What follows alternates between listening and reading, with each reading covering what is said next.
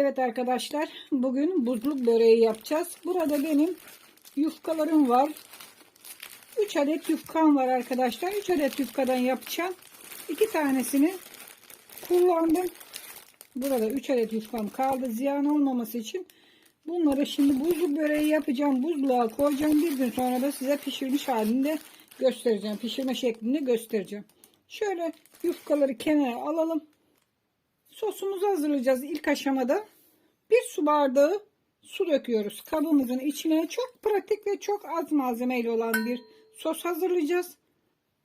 Üzerine şöyle yarım su bardağı, bakın aynı bardakta başka bardak kullanacağım, sıvı yağ döküyorum.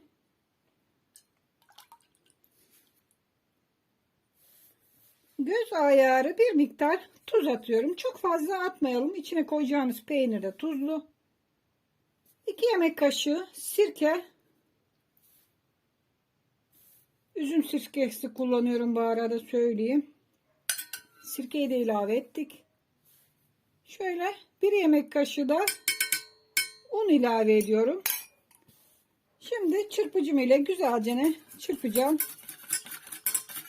Çıtır çıtır harika bir börek yapacağız. Buzluk böreği yapacağız. Evet, sosunu hazırlıyoruz. Süt kullanmıyoruz, yoğurt kullanmıyoruz. Su ile hazırlıyoruz. Su, sirke ve sıvı yağ. Evet, güzelce çırpıcımızla sosumuzu da çırptık. Evet, bu kadar yeterli. Şöyle alalım. Şimdi yufkalarımızı açıyoruz. Dediğim gibi 3 adet yufkadan yapacağım.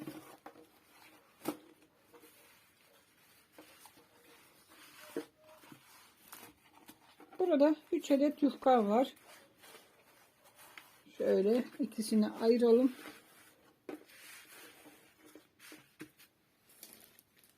Bir tanesini soframın üzerine serdim.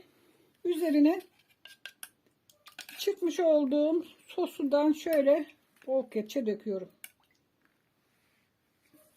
Çıtır çıtır harika bir börek hazırlayacağız bugün. Buzluk böreği.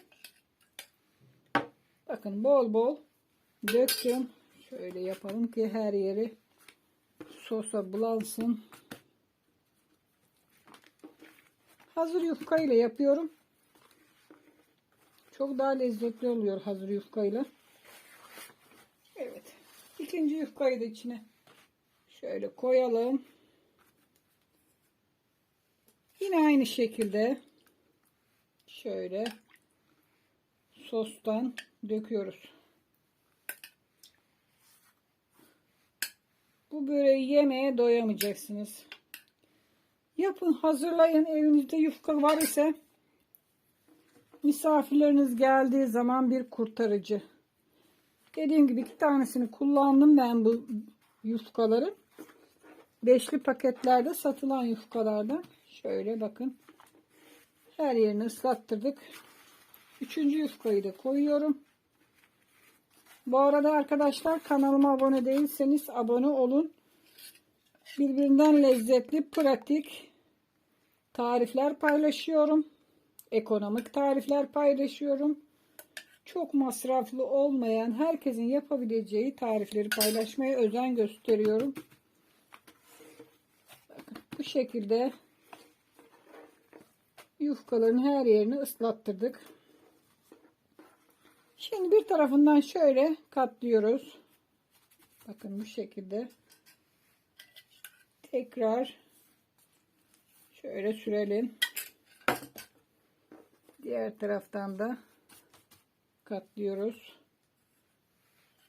Oraya da biraz sostan.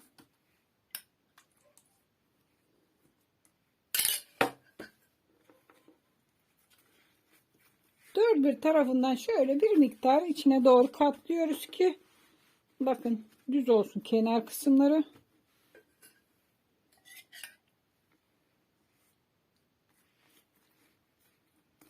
Gördüğünüz gibi hazır. Şimdi peynirini koyacağız. Şöyle burada benim rendelemiş olduğum peynirlerim var. Bu istediğiniz peyniri koyabilirsiniz. Lor koyabilirsiniz. Patates, soğanlı yapabilirsiniz. Her bir sebzeden de yapabilirsiniz bu tarifi. Şöyle kenar kısımlarına bolca peynir koyuyorum. Karşı tarafa da koyalım.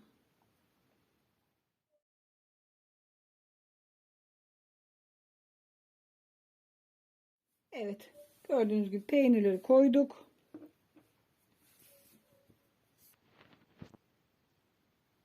Böreğimizi hazırladık. Şimdi yuvarlama aşamasına geçelim. Evet. Şöyle bir tarafından böreği yuvarlıyoruz. Bakın. Bu şekilde. Yarıya kadar yuvarlayacağız. Şimdi diğer tarafından yine aynı şekilde yuvarlıyoruz.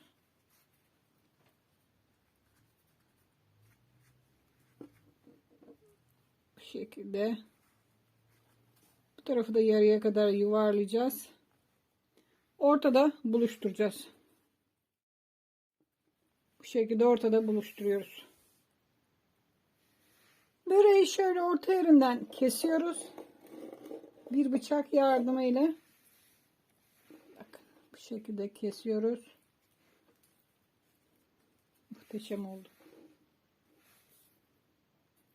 Şöyle bir kesim aparatıyla keseceğiz.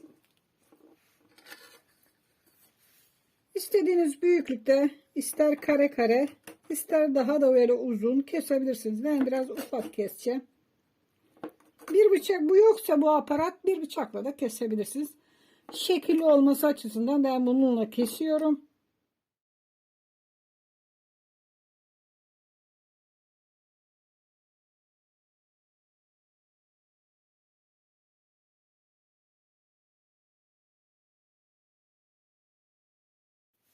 Evet, yufkaları şöyle poşete koyuyoruz. Buzluğa koyacağız.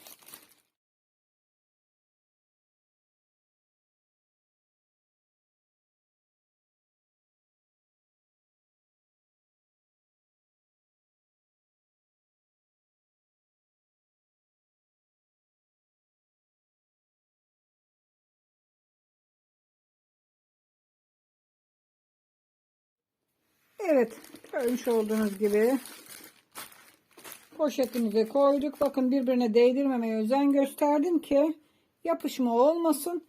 Şimdi derin dondurucuya koyacağım. Bir gün sonra devam edeceğiz pişirme aşamasına.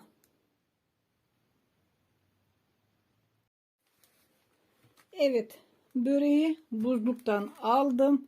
Şimdi pişirme aşamasına geçeceğiz. Tıkır tıkır dondu. Şöyle kenara alalım. Yağlı kağıt serilmiş fırın tepsisine hazırlamış olduğumuz börekleri diziyoruz. Bakın tıkır tıkır oldular.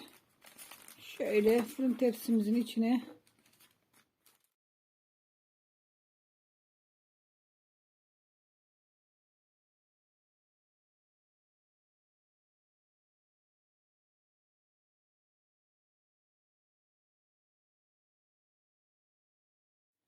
evet fırın tepsisine börekleri dizdim. Şimdi üzerine yumurta süreceğim.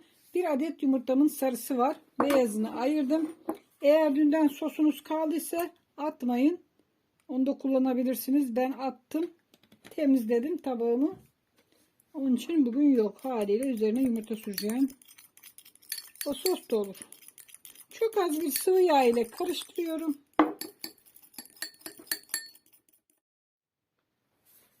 Böreklerin üzerine yumurta sarısını şöyle sürüyorum.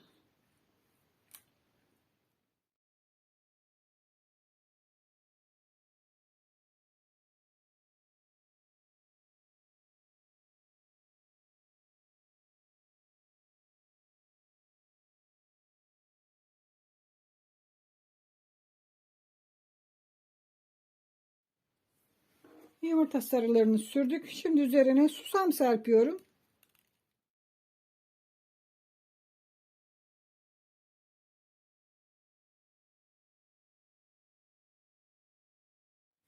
Evet, susamı da serptim. Şimdi 180 derece fırında kızarana kadar pişireceğim. Daha sonra fırından alacağım.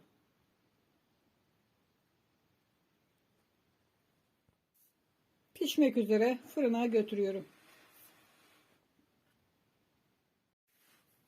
Evet arkadaşlar, böreğimiz pişti. Fırından aldım. Muhteşem görünüyor. Çıtır çıtır harika bir börek hazırladık. Buzluk böreği. Şöyle bir tanesini bakın göstereyim. Muhteşem görünüyor. İçinde peynirler. Harika bir börek hazırladık. Çıtır çıtır bakın. Şöyle. Umarım siz de bu böreği yapar hazırlarsınız. Tariflerimi beğeniyorsanız beğen tuşuna basın. Kanalıma abone olmadıysanız abone olun.